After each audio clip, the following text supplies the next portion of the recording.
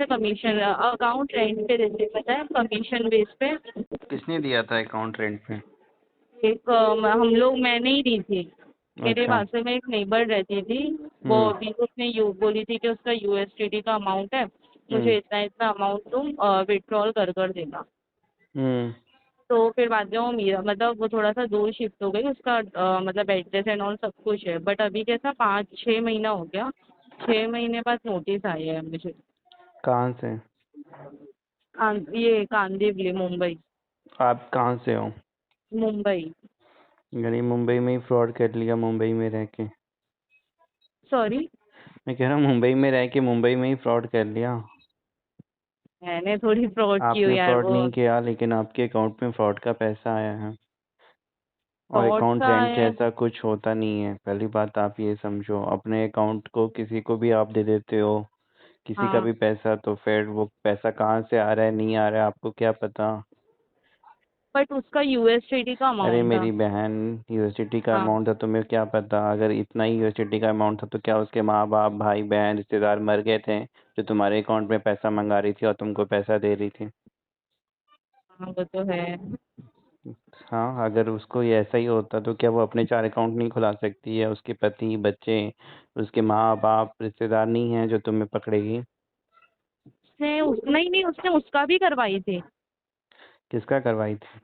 उसने खुद का भी करवाई थी, उसके दामाद का भी करवाई तो थी। वही तो है ना, खुद भी फंसी, सबको फंसाया, वो तुम्हें समझ हाँ, में नहीं आ रहा वही। है। उसको तो हर एक अकाउंट पे ना कमीशन मिलता होगा कि एक एक को लेकर आओ अकाउंट और हम आपको इतना देंगे। तो वो तो मतलब कहते हैं ना कि खुद भी फंसी, आप लोग को भी फंसाना कमीशन के चक्कर में, तो अभी इस पैसे के केस में चक्कर क्या में। कर सकते हैं? करना क्या है, जवाब देना पड़ेगा आपको। पैसा कहाँ से आया, किस लिए आया, किसको दिया था, किसको निकाला? तो आपने क्या अकाउंट भी दे दिया था उसको सिम के साथ? नहीं नहीं, अकाउंट तो मतलब उसको पैसा वो कैसा। आपका अकाउंट मतलब पैसे आते थे, आप उसको कैश विड्रॉ करके देते थे? हाँ, बैंक में वो साथ में खड़ी रहती थी बाजू में। और आप उसको चेक से कैश निकालते थे? हाँ। कितने का लेन देन हुआ अकाउंट में? कंप्लेंट मतलब मैं क्या कंप्लेंट। पूछ रहा हूँ, क्या बोल रहा हूँ, कितने का लेन देन हुआ है अकाउंट में? ट्रांजेक्शन टोटल कितना? अकाउंट में हुआ था कुछ 10 लाख। 10 लाख का ट्रांजेक्शन, सारे फ्रॉड के पैसे, वो भी आप ही के अकाउंट से निकल भी गए, तो जवाब देना पड़ेगा आपको। तो अकाउंट में मतलब जो 10 लाख का हुआ, लेकिन कंप्लेंट जो है वो 3 लाख का है। हाँ, तो 3 लाख रुपए भरने पड़ेंगे। हम्म, तो क्या आपने उसके पैसे अलावा निकाले कोई हैं, ऑप्शन क्या नहीं किया नहीं है। किया, वो तो अब आप जानोगे ना। अब आपने खुद पे खर्चा किया, दोस्त को दिया, किसको दिया नहीं दिया, वो आप समझो। कैश आपने निकाला, पैसा कहाँ से आया था, किस लिए लिया, वो जवाब देना पड़ेगा आपको। अच्छा अच्छा। ओके। ओके, चलेगा फिर मतलब देखती हूँ, आंटी से ही रिक्वेस्ट करती हूँ।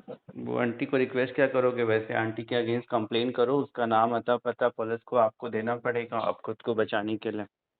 नहीं मतलब है ना, दिए भी थे पुलिस को, बट पुलिस कोई एक्शन नहीं ले रही है उस पे, एड्रेस बिल्डिंग सब अच्छा, वो कुछ। पुलिस ने एक्शन नहीं लिया? जहाँ से अब नोटिस आया वो पुलिस एक्शन लेगी? नहीं ले रही है ना।